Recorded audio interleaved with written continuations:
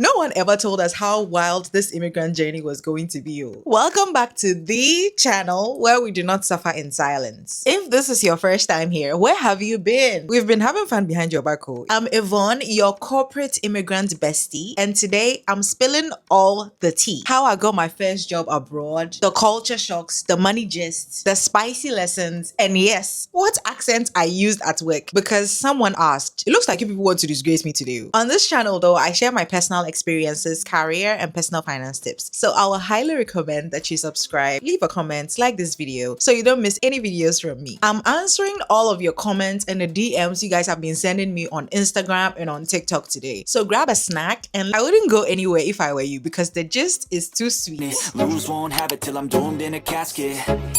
I ain't playing, got a weird mind. So first question, how did you get your first job abroad? For this question, if you've seen this video, then you already know the story. But let me run it back for my new people because you guys asked. So as most of you know, I'm an auditor. And back in 2022, after the whole COVID madness, people started waking up and leaving their jobs left, right, center. They called it the Great Resignation, right? I don't know if you've ever heard of that phrase. Basically, people were done with the nonsense of their employer at the time, including me. You just had to be there. It was something else. So me and a bunch of my friends decided, you know what? Let's try overseas. Some went to Canada, some went to the US, and there was this one guy that even packed his bags and went to Dubai. As for me, my focus was on the UK. And it was mostly because I already had an MBA admission in the UK. Don't worry, I will just you about that in another video. Now here's the part people don't really believe. I didn't use any recruiters. Most of my friends used recruiters, especially the ones that were going to Canada. You will find recruiters on LinkedIn. They are very helpful. But for me, I went straight to the company's website and applied. I got a response, I did the interview, and then I got an offer. I applied to 2 companies though, it wasn't just one company. One said no, which is normal, and the other one said yes, and here I am. That's all it took. Rejection is part of the game, even with a recruiter. I know someone who kept applying and getting rejected, but he didn't take it personal. He kept on going and going, and he finally got an offer after 2 months or so. If you want a more detailed answer to this question, please check the description box. I'll put the full video in the description box. Next question. Was it hard to adjust to a new culture?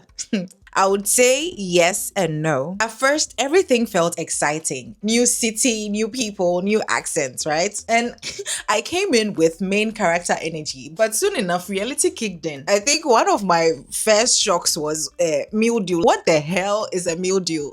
You are telling me that you people are eating bread and juice for lunch. That is breakfast where I come from. And the food that I tasted like nothing. I started missing the taste of home. That was when I started looking for African markets. I started googling nearest African market because I cannot scan. You greet your neighbor and they just nod. Why did he not respond? That's what you would think, right? Because where you come from, they'll greet, oh, Martin, oh, good morning, morning, morning, morning, morning. On your way to work and back. Well, it depends on where you stay, but that's what I grew up on. I've stayed in 3 different apartments. In the first apartment, I never knew who my neighbor was until I moved. The second one, I met my neighbor once. So you might not even see your neighbor to greet them unless you literally go and knock on their door just to introduce yourself and say, oh, I live right next door. If not, you will not see them. And there were moments where I also felt out of place. Like, why did I even move here? I was second guessing my decision. But over time, it got better. It was mostly because I kept an open mind. I won't lie, it's not always easy, but it's definitely worth it. It's worth the experience. It's worth the exposure. Trust me. And I actually did a full video on culture shocks and all the random things that threw me off. It's also here. I'll also link it in the description box for you. You can go watch it and laugh. You will laugh, I promise. Next question. Can you actually make enough money to live comfortably abroad? I think comfortable is very relative, and it also depends on how you define it and how smart you are with your money. Before I moved, I sat down, looked at my salary expectation and also the cost of living in London because that is where I am currently based. And I quickly realized that if I want to save anything, I am not going to live alone. 1-bedroom apartments was starting from 1,200, and that was even unfurnished apartment too. In zone 5, it was zone 6, not even close to the center of London. So I got a flatmate. We shared a 3-bedroom apartment and my total rent was 900, including bills. That means I was saving around 400 a month. And yes, Yes, I could afford the 1,300 on paper, but if there's a cheaper option, my dear, I will take it and keep my coins in my pockets. So the short answer is yes, you can live comfortably abroad, but you have to do your homework, budget properly, and don't forget things like transport, council tax, oh my lord, and groceries, because if you are not careful, you will be working just to pay your bills. And that is not the dream. I have a full video on cost of living breakdown in London. Again, it will be in the description box or over here. The money that you are going to keep in your pocket or save, it is up to you and what you want to do to it. But like I said, comfortable is a relative word, so it depends on what it means to you. Next question. How do you make friends abroad? So making friends is not easy, but it's very possible. I think for me, it was a bit straightforward. The first friends I made were my flatmates. Shout out to them. They invited me to events, nights out, birthday parties, stuff like that. I was always tagging along with them wherever they went because I had no friend. And whenever I got there, I realized that they already have a little squad from back home. So all I did was join the group chat. I also convinced one of my friends from back home to move here. So that made life even easier. Instant buddy. And of course, I made friends at work too. But here's the thing, that only happens when you go to the office or you go to work events and stuff like that. If you are always working from home, you might not have the chance or the opportunity to form any kind of bond with any colleague. You might just become besties with your laptop. For making friends, you just have to put yourself out there, even if it's just a little bit, and your people will find you. Next question. Do you work a remote job or do you work for a local company? So where I work, they actually let me work from home 3 times a week, which is nice. But to be honest, it depends on the team that I am working with at a particular time. At one time, I had a team that had us going into the office 4 times a week, which was a pain. Meanwhile, the people that worked in advisory and other departments are fully remote. They don't really care if you come to the office or not. They are just living the dream. I also have friends in other companies who are also completely remote. So I would say it really depends on the company that you're working in and also the role that you're working in. Some people have the opportunity to work from home full time, but because they are like the bosses or the directors, they will need to be in the office throughout the week to make sure people are actually working. It really depends. Personally, I like the mix. So remote work gives you the freedom and the flexibility, but going into the office also helps you make friends and also experience the work culture in a different country, which is super important, especially when you are new. So there is no right or wrong way. Just pick what fits your lifestyle and your goals and you'll be fine. That's what I did. Sometimes I don't go to the office at all in the week. Sometimes I go twice a week. Next question. What's been your favorite thing about working abroad so far? Deep questions. I would say the opportunity to travel. In the UK, you can get a Schengen visa and just do a Europe tour. If you have a UK passport, even better. I've not had the time to visit a lot of countries though because of work. Sometimes I feel like I work 24/7, but that's another story for another video. So far, I've been to Greece, Albania, and Scotland, but I still have a long list of countries to take through, so we'll see. I knew someone that was going from country to country every 2 to 3 business days. She said that is the main reason why she moved here. And she works remote, so she was able to do that. I'm not mad at it too, but financially, I can't handle that. What time will I even get to do it? I beg. Another thing is the culture. You get to interact with so many people from different backgrounds, which is very interesting and eye-opening. You think the managers from your countries are bad. I've not seen anything yet. Wait till you work with an Indian manager. You will cry blood. All I can say is I've not heard good things. Personally, I've not worked with an Indian manager before, but I've not heard good things about working with them. So do with that information whatever you will. And also the food. I know I said it tastes like nothing, but I love Turkish food. What tastes like nothing is British food. You can argue in the comments. Turkish food, I don't think I would have ever tried Turkish food if I didn't move to this country. Like you already know, I'm not a big fan of British food. Even the British are not big fans of their own food, I beg. You can argue in the comments too. Next question.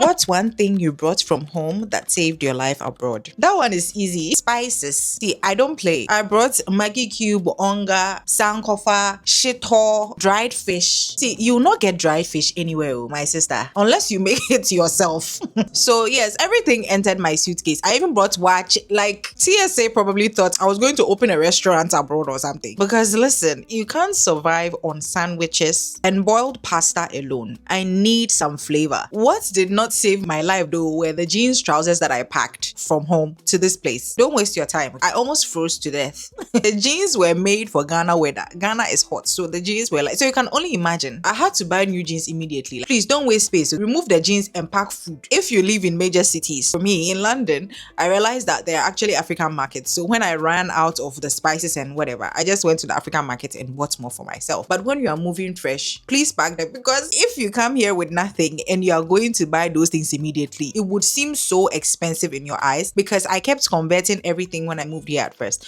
Now I don't do that anymore. So you pack the food when you are settled and you forget about the conversion rate or the exchange rates, then you can go to the African market and buy your African food stuff, because wache is £12 a plate, and even that one is the one that you just buy and then they will bring it. If you are ordering it online, you are dead. Rant over. Next question. Can you switch careers easily when working abroad? Well, I would say yes, and it's one of the best things living abroad. But for some of us, there is visa restrictions, but I'll get to that in a minute. What I've realized is that in this country, changing careers is not a huge issue. People switch paths in their 30s, in their 40s. In my MBA, I'm one of the youngest people in my class. There are people who are coming from engineering backgrounds. Some are working in healthcare and they are trying to switch over to business, right? So it's not a big scary thing. Well, it might be scary for you as a person, but it's not unheard of. People just wake up and decide, you know what, I want to try something new. They take a course and then switch. It's not magic, of course, but the system actually allows it. So it's not so difficult. Now, the flip side is the visa restrictions. Some of us, we need visa sponsorship. So depending on where or the career that you want to switch to, most of those industries might not be willing to sponsor you, but I would say it shouldn't restrict you. I know people who have actually switched from audit into industry and they got it. So don't let fear or visa status hold you back. There is always a way. You just have to start where you are and then take small steps towards wherever you want to get to. Question: what's one thing you wish you knew before moving? That you don't magically become rich once you move abroad. Somehow we thought everybody staying abroad was rich. No one actually deep did that. Wait, abroad money actually comes with abroad bills. Rent will humble you, okay? For some people, rent takes 70-60% of their salaries. Come to talk of bills, transport, groceries, forget it. People said, oh, if I was staying abroad, oh, within 2-3 years, I will build 2 mansions. I just look at them and laugh. You build what? You think when you get here, you'll be balling like we have arrived. Come and ball. For us there, we are here. We don't know what we are doing. Even to save, you have to hustle. You have to do some budgeting. You have to sacrifice and say no to a lot of fun things that you can see your friends doing, posting pictures, posting videos of. You'll be still just because you want to save. Also, you will feel lost sometimes, and that is okay. We've all been there, right? I didn't have it all figured out when I came here, so it's normal. We are all trying our best out here. Trust me. Next question. What accents do you use at work? You people want to disgrace me. To be honest, I use what I like to call adjusted English. It's not a fake accent too. I slur when I'm at work. Instead of using the typical Ghanaian accent, I slur a bit. Because if I go full-blown Ghanaian with speed, people might just be nodding in confusion. And sometimes they don't tell you that, oh, I don't understand what you're saying, because they don't want to offend you. They are so polite, these people. So you have to make sure people are actually understanding what you're saying. I definitely code switch. Just enough to survive the meeting without repeating myself 10 times. Someone actually told me that I've mixed American and British accents together. Can you blame me? I grew up on American movies and shows. That is what I am familiar with. And I also realized I usually try to match people's accents. So that's where the remix, okay. If you are speaking British accents to me, I'll try and match your accent and then remix. Flavor upon it, that's it for today's Q&A. Thank you all for sending in your questions. If you want a part 2, please drop your questions in the comments as well, or DM me on Instagram or TikTok. I've left the handles in my description box, but I'll put it here as well. And if this helped or inspired you, please don't forget to give it a thumbs up and subscribe if you haven't already. I will see you in the next one. Until then, keep dreaming, keep exploring, and stay curious.